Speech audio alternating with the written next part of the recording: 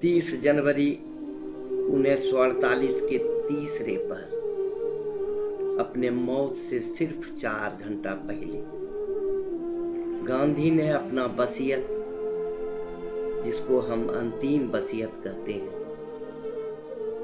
जिसको उसी रूप में मैं आपके सामने रखने की कोशिश करूंगा, उसको इंडियन नेशनल कांग्रेस के जनरल सेक्रेटरी को इस हिदायत के साथ दिया कि यह ऑल इंडिया कांग्रेस कमेटी के सामने पेश किया जाए। और यह भी राय जाहिर किया गांधी ने कि इस विधान के संबंध में 5-6 लेख वे हरिजन में छपवाकर हर पहलुओं को समझाने की कोशिश करेंगे। इसमें वे कांग्रेस को विघटित करने की सलाह देते हैं, लेकिन वो याद रखते हैं कि 65 वर्षों से इंडियन नेशनल कांग्रेस ने जो देश की सेवा की है, लाखों करोड़ों जनता को संगठित और जागृत किया है, गुलामी से मुक्ति मिली है, कुर्बानी का मद्दा लोगों में पैदा किया है, लोग सचमुच में हैरान हो गए, परेशान हो गए इस वसीयत को देखकर। पहले मैं लोक सेवक संघ के विधान का तर्जुमा, जिस रूप में बापू ने इंडियन नेशनल कांग्रेस के सामने रखना चाहा था, जो 15 फरवरी 1948 के हरिजन में छपा, को मूल रूप में उसी तरह उद्धृत कर रहा हूं जिस तरह गांधी भक्त श्री मंजर अली शोकता ने अपनी पुस्तक महात्मा गांधी की वसीयत, जो 1949 में छपी, उद्धृत किया है। मैं पाठ कर रहा हूं उसी पुस्तक से। हिंदुस्तान के 2 टुकड़े हो गए, फिर भी इंडियन नेशनल कांग्रेस ने राजकाजी आजादी हासिल करने के जो साधन निकाले थे, उन साधनों से हिंदुस्तान ने राजकाजी आजादी ले ली है।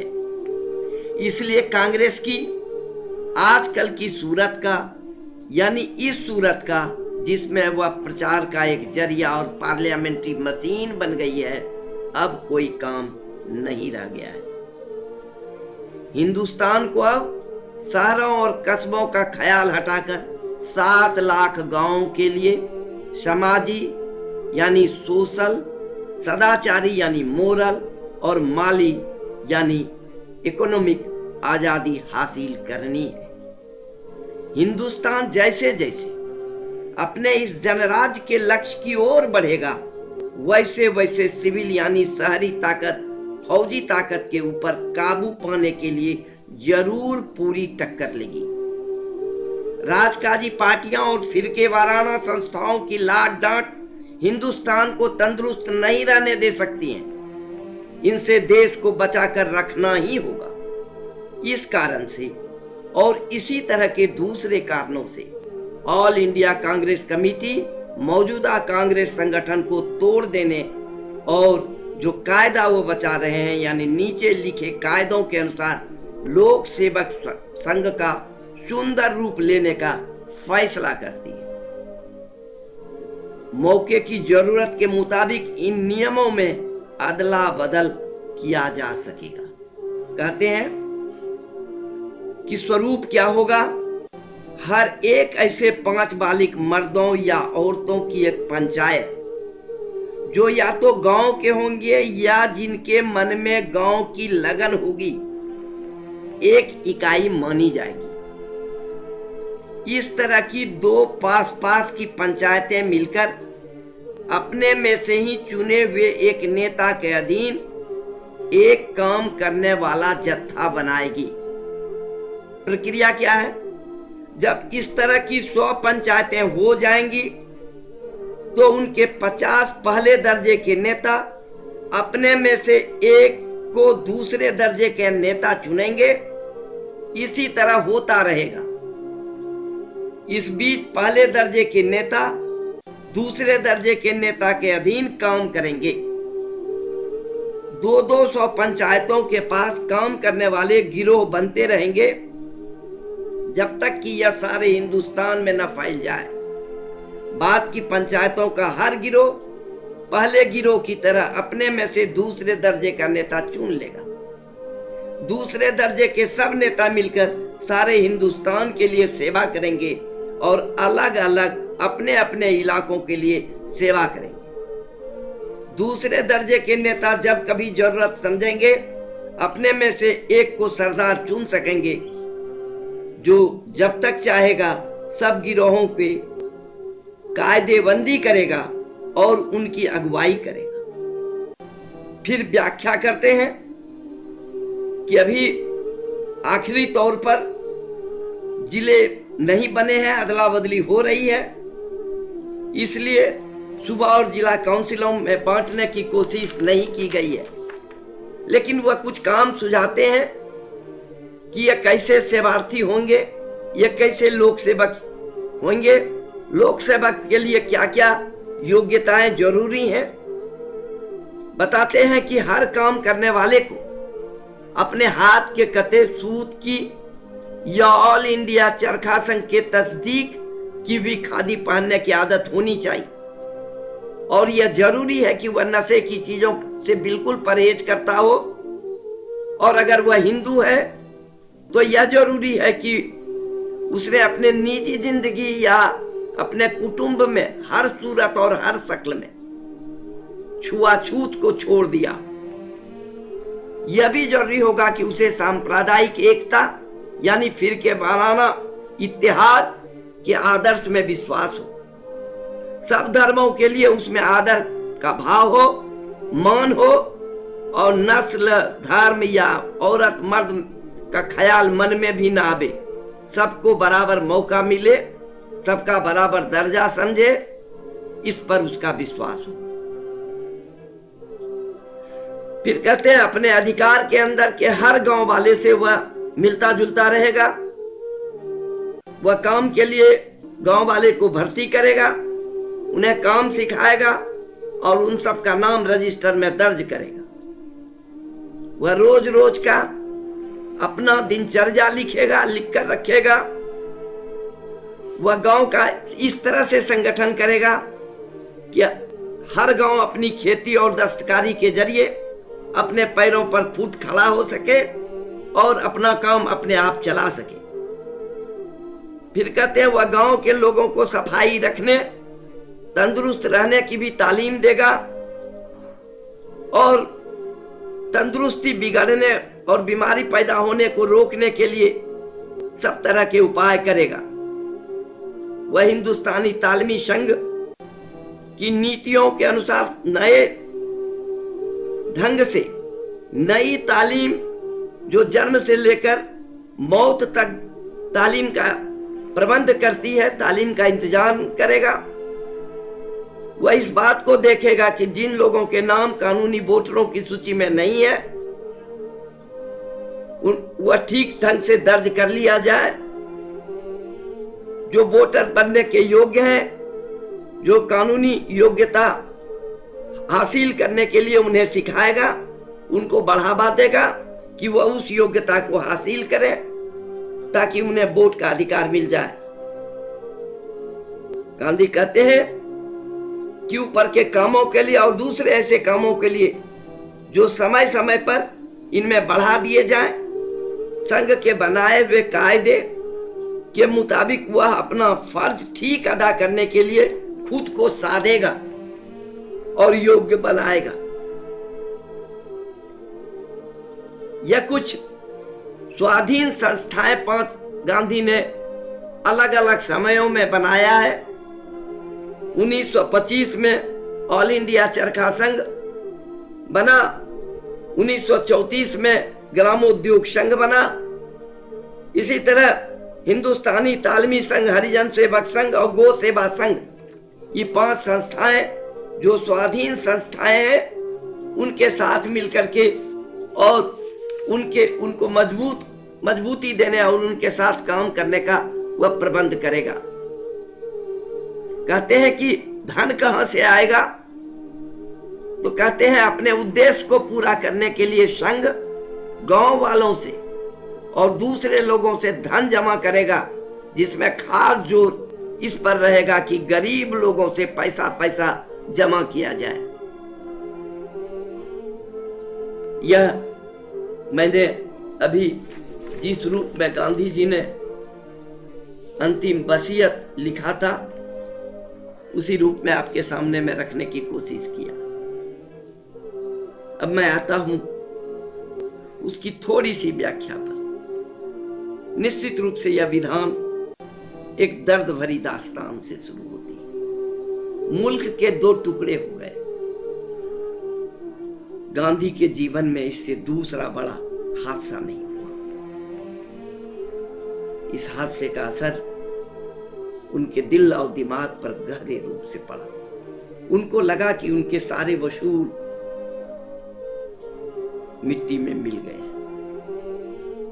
अगर 30 साल की इस मेहनत से, सत्य और अहिंसा की लड़ाई से यह नतीजा पैदा हो सकता है, आत्मबल और सत्याग्रह जिससे ब्रिटिश हुकूमत को जाना पड़ा, वह बेकार हो गई। क्यों हो गई? और अगर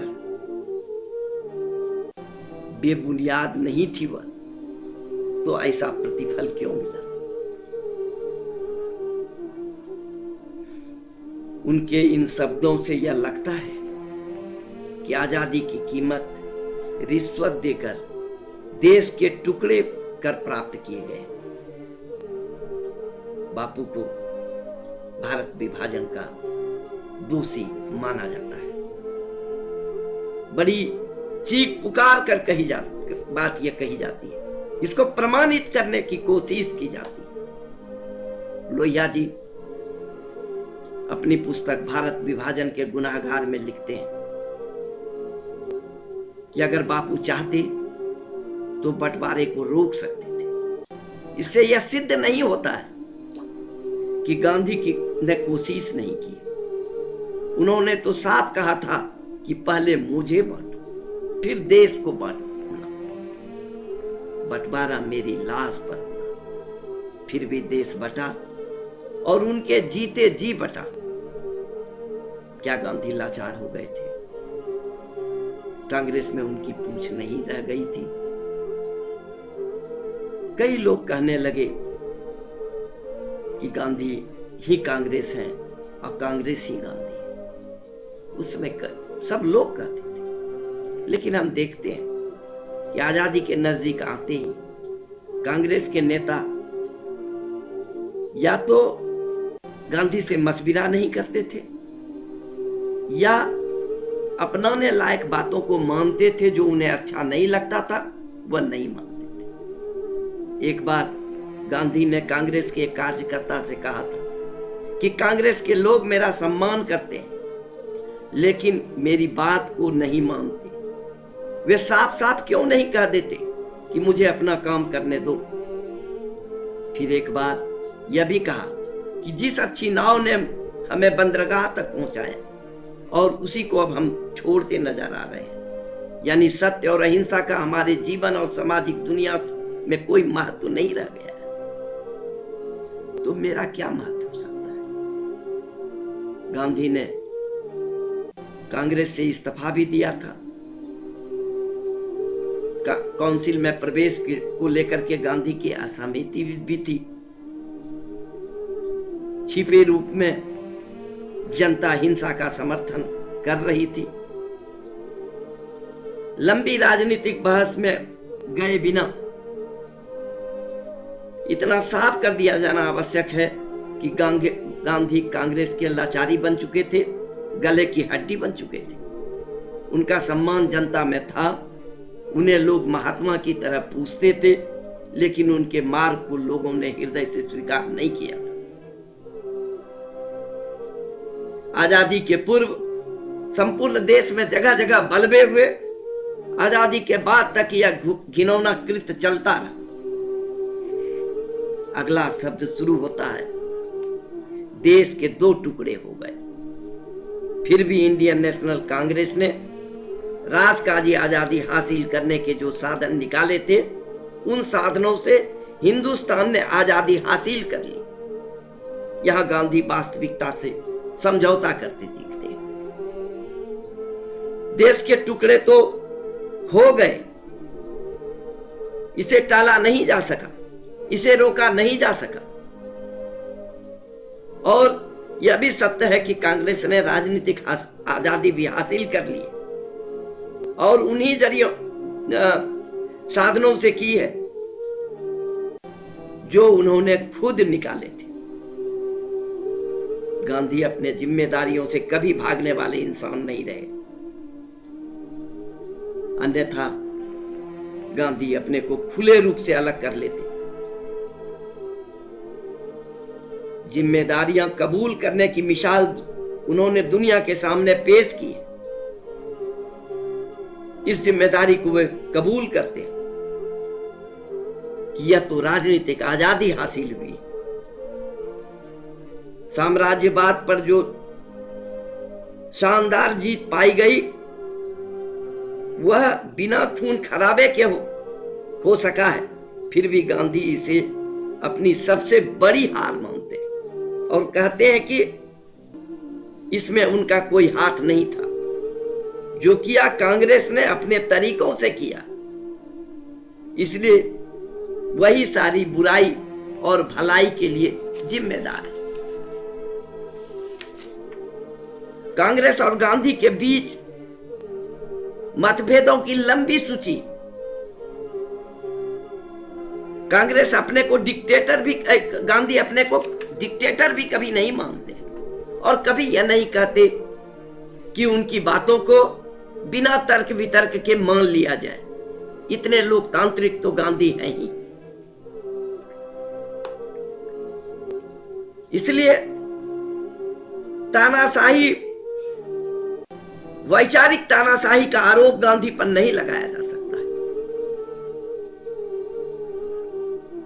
1938 और 39 में हमने देखा कि कांग्रेस के मान्य उम्मीदवार, गांधी के मान्य उम्मीदवार पट्टाभी सीतारामैया की हार हुई। गांधी के उम्मीदवार की हार हुई। यह क्या साबित करता है? यह साबित करता है कि जनता जल्दी से जल्दी आजादी पाना चाहती थी। साधन सूचिता का सवाल जनता का नहीं था, कांग्रेस का भी नहीं था। यह तो मात्र गांधी का था, क्योंकि गांधी मानते थे कि साधन अगर गलत होगा तो साध्य भी गलत हो जाए। कोई नहीं जानता था कि इन रास्तों से प्राप्त की गई आजादी इतनी भयानक और खतरनाक होगी। एक न खत्म होने वाली हिंसा का सिलसिला शुरू हो जाए। यह कांग्रेस को अंतिम चेतावनी थी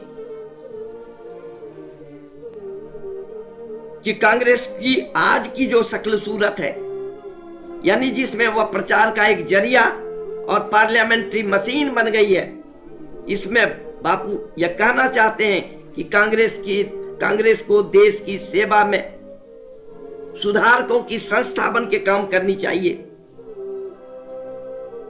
पार्लियामेंट्री हुकूमत चलाने वाली संस्था में इनका विश्वास नहीं था। उनका सदाचार और अखलाक का अभाव सत्ताधार में होता जा रहा था। अंग्रेज चले गए थे, लेकिन उनका तंत्र कायम था। अंग्रेजी उनके अंदर रस बस गई थी। राजकाजी आजादी तो हमने पाली, नैतिक, आर्थिक, सामाजिक गुलामी अभी तक हमारे मन मस्तिष्क में कायम थी, बल्कि वास्तविक सामाजिक दुनिया में भी कायम थी। वास्तविक गुलामी का जुआ अभी हटा नहीं था। हम भी अंग्रेजों की तरह अंधी दौड़ में शामिल हो चुके थे। 1909 में ही गांधी ने कहा, यूरोप की सभ्यता यूरोप को बर्बाद कर रही है, हमारा उससे भी बुरा हाल होने वाला है। यह कांग्रेस सरफरोशी के साथ चली, बढ़ी, मुसीबतों का सामना किया, नुकसान उठाया, बेमिसाल त्याग के कई उदाहरण पेश किए, लेकिन देश की भलाई के लिए अब इसका कोई काम नहीं रह गया है। वह पहले देश की सेवक थी, अब मालिक बन गई है। भिखारी की जगह वह राजा बन गई है। त्यागी की जगह वह भोगी बन गई है। जनता की यह पहले जबरदस्त ढाल थी, अब तो लाठियां और गोलियां इसके लिए जरूरी हो गया है। यह पश्चिमी राज की गुलामी के ढांचे में ढले हुए हैं। फिजूल खर्ची बढ़ गई है। शान शौकत और आडंबर उसी तरह छा गए हैं। गांधी को यह रूहानी गिरावट बर्दाश्त नहीं थी। उनकी यह ख्वाहिश थी कि पुराने जज्बों के साथ त्याग और सेवा के रास्ते पर कांग्रेसी आए। इसीलिए स्पष्ट शब्दों में उन्होंने कहा, कांग्रेस को याद दिलाया कि वह अपने मूल उद्देश्य से भटक गई है। उनका उद्देश्य मात्र राजनीतिक आजादी हासिल करना नहीं था, कई मंजिलें तय करनी है। वह उल्टी दिशा में बहती चली जा रही है।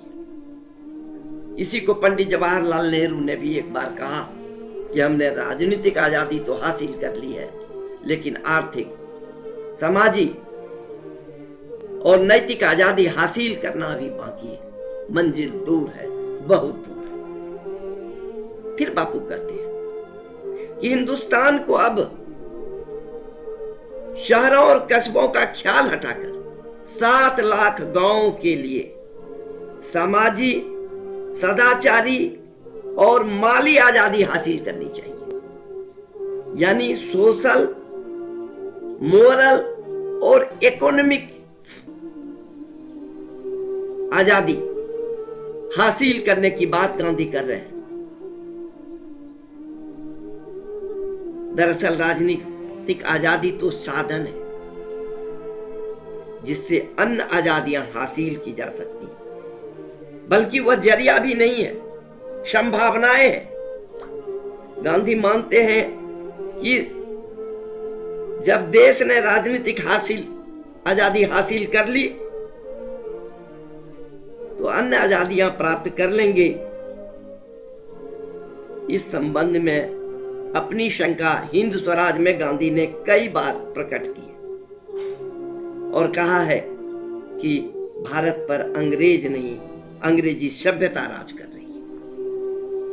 अंग्रेज चले गए, लेकिन उस सभ्यता के अवशेष आज भी मौजूद है, 75 वर्ष बाद भी मौजूद है। गांधी भी ये मानते हैं, अभी तो 3 महीने हुए थे, 4 महीने हुए थे, लेकिन पूत के पांव पालने में ही नजर आ गए गांधी को। उन्हें तो अंग्रेजों से कोई दुश्मनी नहीं थी। वे चाहते तो इस देश में रह सकते थे, लेकिन अंग्रेजी सभ्यता उन्हें पसंद नहीं थी, वह नहीं चाहते थे और कहते थे उन्हें भारतीय बनकर रहना पड़ेगा। सांस्कृतिक और सभ्यतागत परिवर्तन के इस दृष्टि को न तो जनता समझ पाई, न तो सत्ता ने समझा। हुकूमत जनता की सेवा है, दया धर्म पर आधारित है, सत्य और अहिंसा उसके मूल्य है। यही सत्ता की कसौटी होनी चाहिए। लेकिन सत्ता तो हुकूमत करने के लिए ही बनी और सभी हुकूमत हिंसा पर आधारित होती है। सेवा की फर्ज,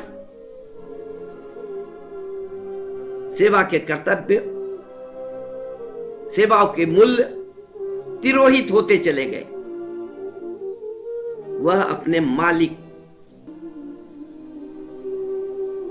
को ही नौकर बना लिए।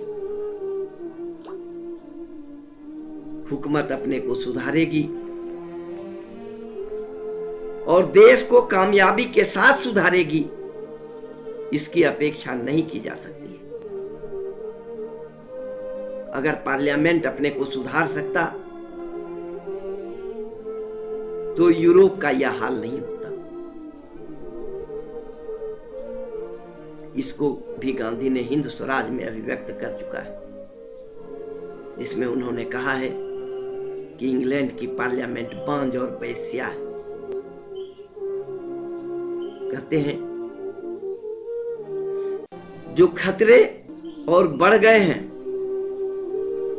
सुधार के लिए ऐसी संस्था की जरूरत होती है जैसी संस्था कांग्रेस पहले थी। इसके लिए या तो कांग्रेस को हुकूमत से बाहर आना होगा और उसको अपने पुराने उद्देश्य की याद करनी पड़ेगी, जब वह सेवा के द्वारा जनता की शक्ति को बढ़ाने का काम कर रही थी। पहले वह ग्राम स्वराज की स्थापना का संकल्प पूरा करे, या दूसरा संगठन कायम हो जिसका उद्देश्य अहिंसा हो, जो 7 लाख गांवों में सामाजिक, नैतिक और आर्थिक आजादी दिलाने का काम करे, क्योंकि पार्लियामेंट उन दोषों से मुक्त नहीं हो सकती जो उसके जन्म के दिनों में ही उसकी प्रकृति में समाहित है, शामिल है। अभी आपने गांधी के अंतिम वसीयत वो मूल रूप में, जिस रूप में वह हरिजन में प्रकाशित हुआ, उसको सुना है, उस दर्द भरी दास्तान को सुना है।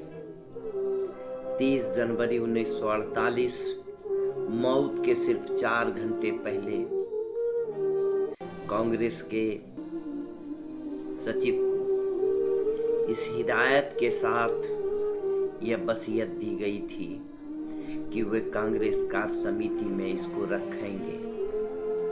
गांधी ने यह भी कहा था कि इसके एक एक तत्वों पर, एक एक संदर्भों को स्पष्ट करने के लिए वे 5-6 लेख हरिजन में प्रकाशित करेंगे, जिसमें हर पहलुओं को समझाने की वे कोशिश करेंगे, लेकिन इसका अवसर उनको नहीं मिला। कांग्रेस को विघटित करने की सलाह क्या गांधी की सनक थी? गांधी बार बार 1885 से लेकर 1947 तक भारत की आजादी में जो उल्लेखनीय योगदान किया उसका जिक्र करते हैं। 1909 में भी उन्होंने कांग्रेस के उपलब्धियों को रेखांकित किया। हिंद स्वराज में कांग्रेस और उसके कर्ता धर्ता में उन्होंने काफी कुछ लिखा है, लेकिन जिसके स्वर्णिम इतिहास को भुलाया नहीं जा सकता, उस कांग्रेस को फिर से भंग कर देने की घोषणा, भंग कर देने की सिफारिश, भंग कर देने की मांग गांधी ने क्यों की? कांग्रेस ने देश को जगाया था, लोगों में आजादी की चाहत पैदा की थी, लोगों को संगठित किया था, कुर्बानी का जज्बा पैदा किया और राजनीतिक आजादी भी हासिल की, यानी हमें गुलामी से मुक्ति मिली। इस तरह की सलाह हैरान करने वाली लग सकती है, लेकिन बापू हर कदम बहुत सोच समझकर जिम्मेदारी से उठाते हैं। उन्होंने कहीं कहा है कि मैंने जो निर्णय किए हैं उसके लिए मुझे कभी पछताना नहीं पड़ा है। इसका यह अर्थ है कि गांधी ने काफी कुछ उस पर विचार किया है, उसके बाद ही अपने विचार को स्पष्ट किया है, लोगों के सामने में रखा है, प्रस्तुत किया है। काउंसिल में जब प्रवेश का मुद्दा आया, उस समय भी गांधी ने काउंसिल में प्रवेश का विरोध किया था। उस समय भी कांग्रेस के बड़े बड़े नेता परेशान हो गए थे। बात यह हो रही थी कि काउंसिल के अंदर रहकर काम किया जाए, अंग्रेजों का विरोध किया जाए, या काउंसिल के बाहर रहकर अंग्रेजों का मुकाबला कहां अच्छी तरह से किया जा सकता है, कामयाबी कैसे मिलेगी। यो गांधी बार बार झुकते रहे हैं, गांधी बार बार लोगों का सम्मान करते रहे हैं, गांधी बार बार लोकतांत्रिक मूल्यों का आदर करते रहे हैं।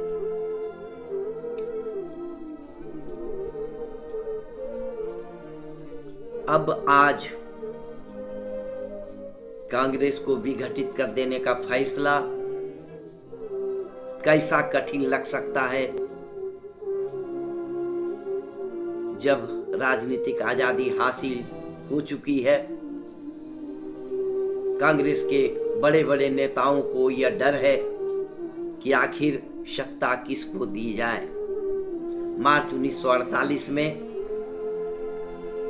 पंडित नेहरू ने बड़े स्पष्ट शब्दों में कहा कि नए विधान से बापू हमें राजगद्दी से ही नहीं बल्कि राजनीति के मैदान से ही बाहर ले जाना चाहते हैं।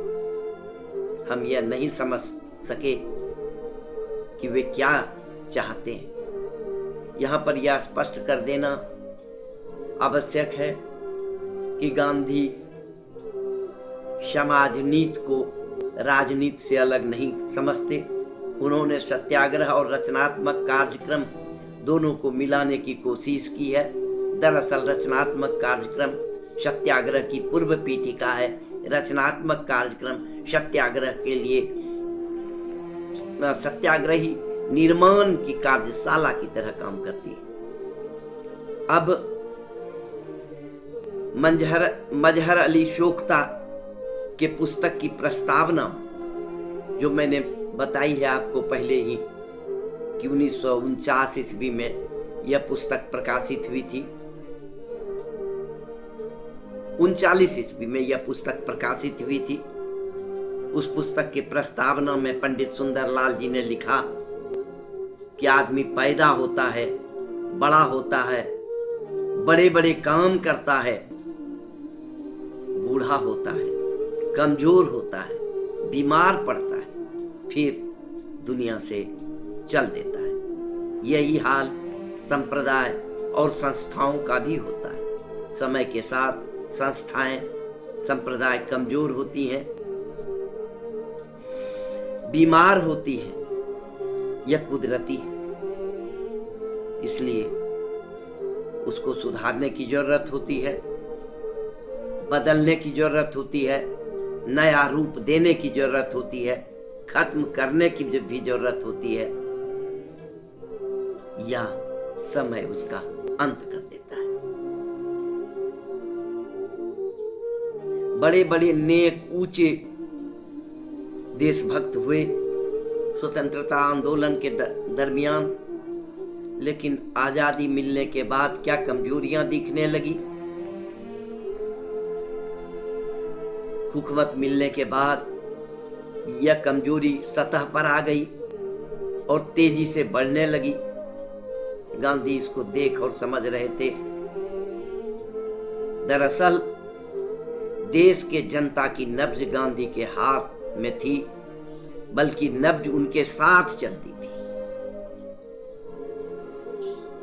इस देश के आत्मा थे गांधी। लोगों को यह लगता था कि गांधी ही कांग्रेस है और कांग्रेस ही गांधी। कौन जानता था कि गांधी की हत्या हो जाएगी। कांग्रेस और कांग्रेस के बहाने आज इस पर चर्चा करने की इसलिए जरूरत है कि राजनीति और लोकनीति के बीच, लोक सत्ता के बीच, सच्चा लोकतंत्र के लिए, पार्टिसिपेटरी लोकतंत्र के लिए, ट्रांसपेरेंट लोकतंत्र के लिए, रिस्पॉन्सिबल लोकतंत्र के लिए जो चाहत जयप्रकाश नारायण की थी और संपूर्ण क्रांति में यह बात उभरी थी। लोक शक्ति जागरण का काम वह कर रहे थे। दरअसल रचनात्मक पहल यह भी राजनीति का अंत नहीं था, लेकिन इसकी भी पूर्णाहुति, इसका भी अंत राजनीति में हुआ। राजनीति न तो गांधी के लिए साध्य था, न तो जेपी के लिए साध्य था। यह तो जनता के इच्छाओं का, जनता की आवश्यकताओं का, जन आकांक्षा को पूरा करने के एक साधन के रूप में आजादी, राजनीतिक आजादी हमने हासिल की थी। बड़े दर्द भरे शब्दों में गांधी कहते हैं, मुल्क के दो टुकड़े हो गए। इससे बड़ा हादसा गांधी के जीवन में दूसरा बड़ा हादसा नहीं हुआ था। गांधी पर इसका काफी असर पड़ा है। गहरे रूप से गांधी प्रभावित हुए हैं। 30 वर्ष की उनकी साधना आज बेकार दिखने लगी है। आज उनको अहिंसा और सत्य धूल धूसरित होता हुआ दिख रहा है। ऐसी उम्मीद उन्हें नहीं थी, ऐसे नतीजे की उनको उम्मीद ही नहीं थी। आत्मबल और सत्याग्रह बेकार हो गई क्या? क्या उनकी अहिंसा कायरों की थी, कमजोरों की थी? गांधी संकल्प के धनी है। जब यकीन हो जाता है कि कोई भी संस्था जनता के भले के खिलाफ है, उसकी अब जरूरत नहीं है, तो या तो वह उससे अलग हो जाते, दूसरी बना लेते, या बनी बनाई संस्था को विस्तारित करते हैं। कई अवसरों पर उन्होंने विसर्जित भी कर दिया संस्थाओं को। होम रूल लीग को आप देखिए, उन्होंने खत्म कर कांग्रेस का रास्ता साफ कर दिया। हिंदी साहित्य सम्मेलन से अलग होकर के हिंदुस्तानी प्रचार सभा से काम चलाया। सत्याग्रह आश्रम, जिसकी संरचना बड़े परिश्रम से उन्होंने की, बड़ी साधना लगी थी उसमें, बहुत कठोर परिश्रम से उसकी निर्मित हुई थी।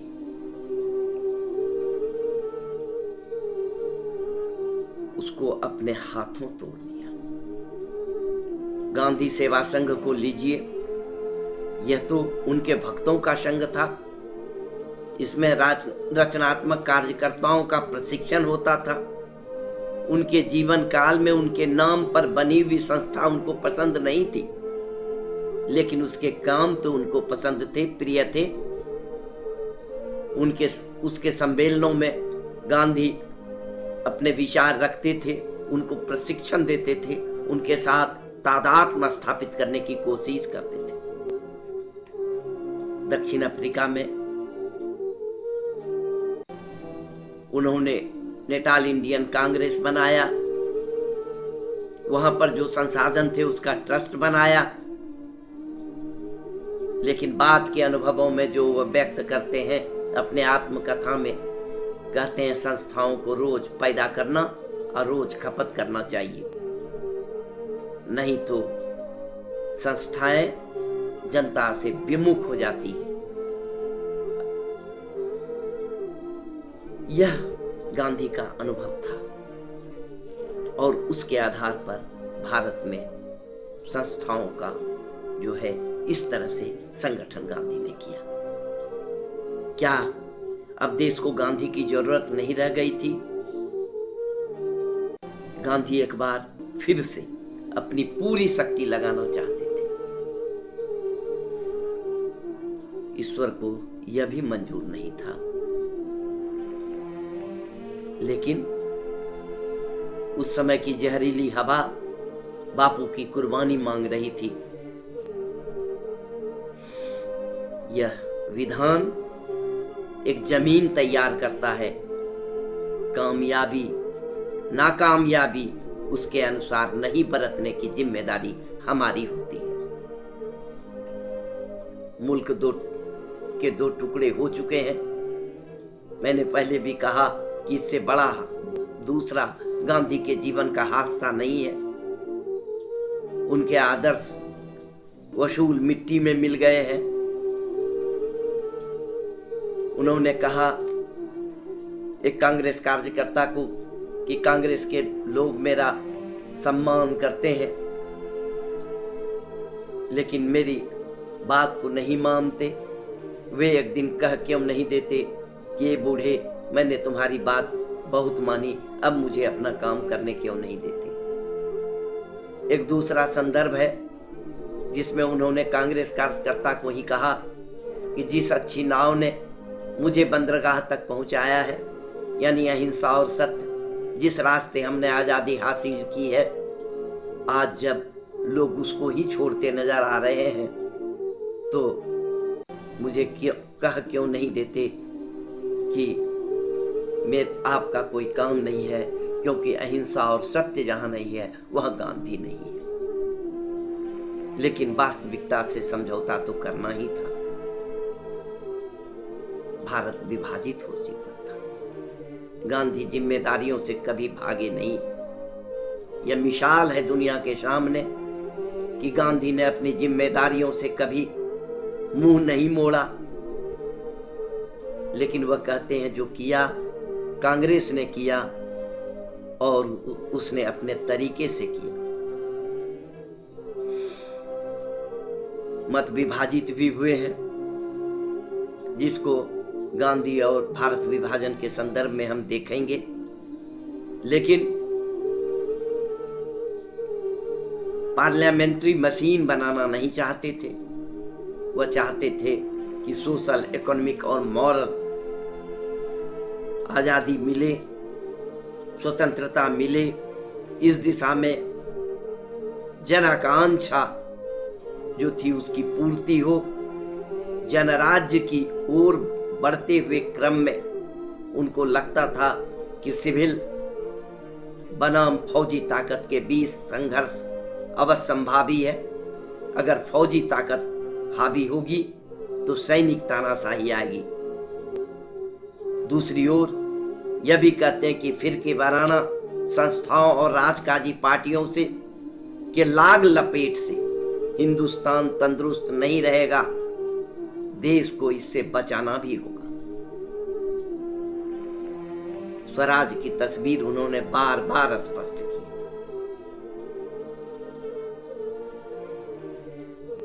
फिरके वाराना ताकत, फिरके वाराना संस्था, राजकाजी पार्टियां, यह हिंदुस्तान की तंदुरुस्ती के लिए खतरनाक है। और दूसरा कि सिविल वर्सेस फौजी ताकत, राज्य की शक्ति जो जनशक्ति पर जो जन राज्य स्थापित करने में बाधक है, उसके बीच के संघर्ष को रेखांकित करते हैं और कहते हैं कि पार्लियामेंट इसका समाधान नहीं है। हम 4 जून 1942 से लेकर 9 जून 1942 के बीच लुई फिशर से जो चर्चा हुई है, ए वीक विथ गांधी पुस्तक से आप इसको देख सकते हैं, समझ सकते हैं। इसमें संपूर्ण तस्वीर स्पष्ट हो जाती है कि गांधी स्वराज की क्या तस्वीर पेश करना चाहते हैं। यूं 1909 में भी यह तस्वीर पेश हो गई है। 1916 के BHU के स्थापना सभा में भी गांधी ने जिन 4 मुद्दों को उठाया था उसमें स्वभाषा है, उसमें जन कर्तव्य है, उसमें सत्ता के पुलिस और खुफिया पुलिस और सुरक्षा के सवाल उठाए गए हैं, उसमें रजवाड़े नरेशों के सामंती व्यवस्था या उसके शानो शौकत पर सवाल उठाए गए। मैं अभी उसकी विस्तार से चर्चा नहीं करूंगा, लेकिन उसमें गांधी के स्वराज की तस्वीर स्पष्ट झलकती है। लुई फिशर से क्या चर्चा करते हैं 1942 में? 4 जून से 9 जून तक सेवाग्राम में चर्चा कर रहे हैं। यह वही दिन है जब 9 जुलाई 1942 को भारत छोड़ो आंदोलन का मसौदा गांधी ने जो 9 जुलाई को प्रस्तुत किया था और फिर अगस्त में वह क्रांति का बिगुल बजा था। क्रिप्स मिशन भारत आता है, जो लुई फिशर से चर्चा हुई उसमें औपनिवेशिक दर्जा देने के सवाल उभरे, देसी नरेशों के संरक्षण का सवाल उभरा, पाकिस्तान को मान्यता देने का सवाल उभरा। जब पाकिस्तान को मान्यता देने का सवाल उभरा तो उन्होंने कहा कि मतभेद ब्रिटिश शासन ने पैदा किए हैं, उसने खुलकर खेलने का मौका दिया है। लॉर्ड मिंटो जब वायसराय थे तो मिंटो ने पृथक निर्वाचन मंडल का प्रस्ताव रख के विभाजित किया है। मिंटो बात के पक्के नहीं थे, एक से एक बात करते थे, दूसरे से दूसरा करते थे, तीसरे से तीसरा करते थे। बंगाल के विभाजन की चर्चा हिंद स्वराज में है। बंगाल का विभाजन जिस उद्देश्य से किया गया, लेकिन जिन आधारों पर किया गया, धर्म के आधार पर प्रांत का विभाजन, उसको क्रिप्स ने अपने प्रस्ताव में शामिल किया था। गांधी का साफ मानना था कि जब तक अंग्रेज भारत में हैं तब तक हिंदू और मुसलमानों में एकता कायम नहीं हो सकती।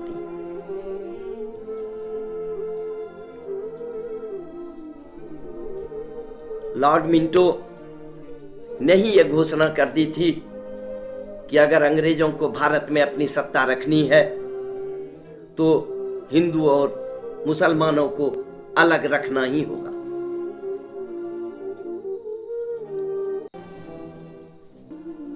गांधी कहते हैं 2 राष्ट्रों में विभाजित करना असंभव है। हम 2 राष्ट्र नहीं हैं। धर्म परिवर्तन से राष्ट्रीयता का निर्माण नहीं हो जाता।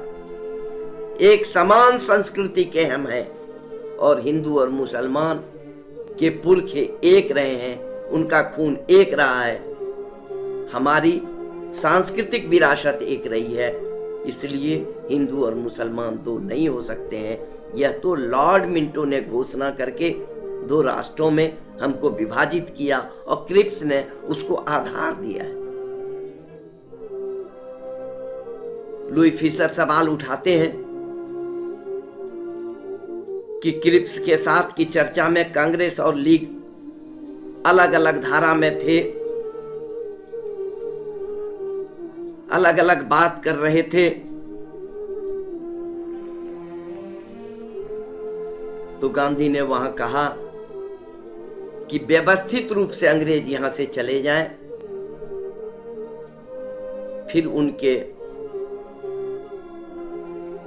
लिए भारत के लोगों के साथ रहने के सिवा कोई दूसरा चारा नहीं होगा, क्योंकि उनको कोई भी व्यक्ति नहीं मिलेगा। क्योंकि राजगोपालाचारी, मैं स्पष्ट कर दूं कि राजगोपालाचारी ने यह सुझाव दिया था कि पाकिस्तान की कल्पना को ही नष्ट किया जा सकता है, मुस्लिम लीग को शामिल कर लिया जाए। गांधी कहते हैं कि राजगोपालाचारी मुस्लिम लीग से यह अपेक्षा कैसे रखते हैं? अंग्रेज चले जाए फिर सौदेबाजी के लिए कोई नहीं रहेगा।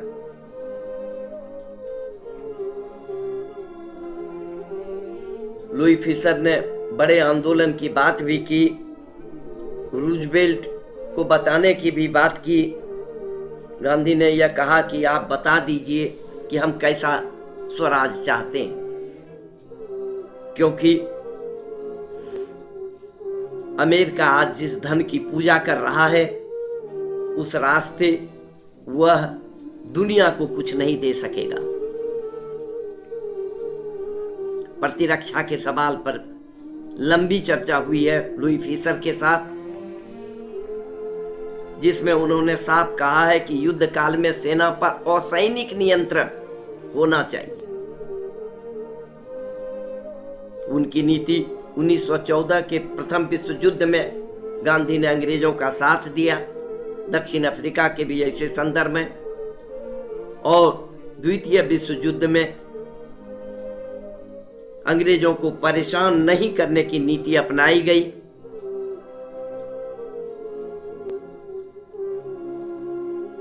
जापान के सवाल पर गांधी ने कहा कि एक मालिक के बदले दूसरा मालिक मैं नहीं चाहता। मैं चाहता हूं कि अंग्रेज क्रमिक रूप से चले जाए, और अस्थायी सरकार का हम निर्माण करेंगे, पदों का विभाजन करेंगे। भविष्य के लिए किए गए वादों पर हमें कोई दिलचस्पी नहीं है। और जैसा कि मैंने कहा कि अमेरिका अगर दौलत की पूजा करता रहेगा तो बेहतर दुनिया का निर्माण वह नहीं कर सकेगा। इन सभी संदर्भों में उसके बाद गांव के संदर्भ में आते हैं लुई फिशर कि भारत जब आजाद हो जाएगा तो वह क्या चाहते हैं। गांव अपना जीवन अपने तरीके से स्वशासी इकाई बनकर चलाएगा, माने गांव की स्वशासी इकाई होगी। लेकिन कहते हैं कि मेरी राय के बावजूद केंद्रीय सरकार बनेगी,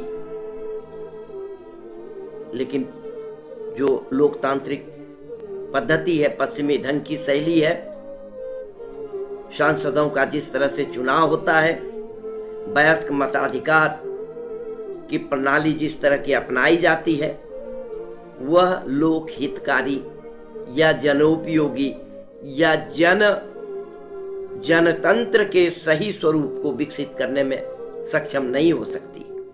यह भी हिंद स्वराज में गांधी स्पष्ट कर चुके हैं कि ब्रिटिश पार्लियामेंट किस तरह बांझ और बेस्या है। भारत में उस समय 7 लाख गांव थे। कहते हैं कि 7 लाख गांव के 7 लाख मतदान होंगे, 40 करोड़ के बजाय 7 लाख मत होंगे। और अस्पृश्यता आदि पर भी चर्चा होती है, हिंदुत्व पर भी चर्चा होती है, जिसमें वह कहते हैं हिंदुत्व जीवन है, हिंदुत्व जीवन पद्धति है, आराधना पद्धति की भिन्नता अलग अलग है, जीवन पद्धति की भिन्नता नहीं है। सुभाष बाबू पर लंबी चर्चा हुई, जिसमें गांधी ने उन्हें देशभक्त बताया है, लेकिन उनकी चर्चा तो बाद में भी उन्होंने की है। दरअसल गांधी गांव के जीवन को समृद्ध करना चाहते थे। 3 सवाल इससे उभरते हैं अंतिम वसीयत से कि जनशक्ति, लोक शक्ति और राज्य शक्ति। राज्य शक्ति का आधार सेना, पुलिस और न्यायालय है, कानून है। दूसरा जो आधार है कि इनके बीच की टकराहट, यानी लोक शक्ति जब मजबूत होगी तो अगर राज्य शक्ति ने इस पर नियंत्रण किया तो वैसी स्थिति में तानाशाही आएगी। तो राज्य शक्ति पर लोक शक्ति का नियंत्रण कायम करने के लिए डबल फ्रंट स्ट्रेटेजी तैयार कर रहे हैं गांधी। डबल फ्रंट स्ट्रेटेजी की बात कर रहे हैं गांधी। एक पार्लियामेंट्री फ्रंट और दूसरा पीपुल्स फ्रंट। पार्लियामेंट्री फ्रंट पर जिनको जाना हो जाए, लेकिन पीपुल्स फ्रंट इतना मजबूत होगा कि वह पार्लियामेंट्री फ्रंट को अपने दायरे में रखेगा, उस पर अंकुश रखने का काम कर सकेगा। और यह धीरे धीरे गांव की स्वाश्रयी, स्वावलंबी, क्योंकि जो स्वावलंबन टूटा तो स्वराज टूट जाता है। कभी भी पर जो है आश्रित समाज स्वावलंबी समाज नहीं बन सकता है। गांधी एक एक इकाई को स्वावलंबी बनाने का स्वप्न देख रहे हैं। इन संदर्भों में गांधी के अंतिम वसीयत को समझने की जरूरत है। आज के संदर्भों में भी गांधी के वसीयत को समझने की जरूरत है। क्या 75 वर्ष की आजादी के बाद देश में लोक को मजबूत करने के सरंजाम हुए, लोक को मजबूत करने के कार्यक्रम संचालित हुए? राज्य का इसमें शायद ही नहीं, अनिवार्य रूप से राज्य कभी नहीं चाहती है कि जनता की शक्ति मजबूत हो। वह टुकड़ों में बटी रहती है तो शासक को आसानी होती है। अंग्रेजों की यह नीति आज भी बरकरार है। धर्म के आधार पर, जाति के आधार पर, क्षेत्र के आधार पर, भाषा के आधार पर प्रारंभ से ही खंडित रखा गया है देश को। आज देश को यह सोचना है कि गांधी ने जो 74-75 वर्ष पहले सोचा था, जिसकी कल्पना उन्होंने की थी, दरअसल साधन की पवित्रता साध्य को पवित्र करती है। आजादी मिली, उसको हमने साधन की तरह उपयोग नहीं किया, जिसका प्रतिफल आज हिंसा, आतंक और इन रूपों में हमको देखने के लिए मिल रहा है। धन्यवाद। आज 29 जनवरी को अंतिम वसीयत की याद हो आई, इसलिए आपके सामने में रखना उचित समझा।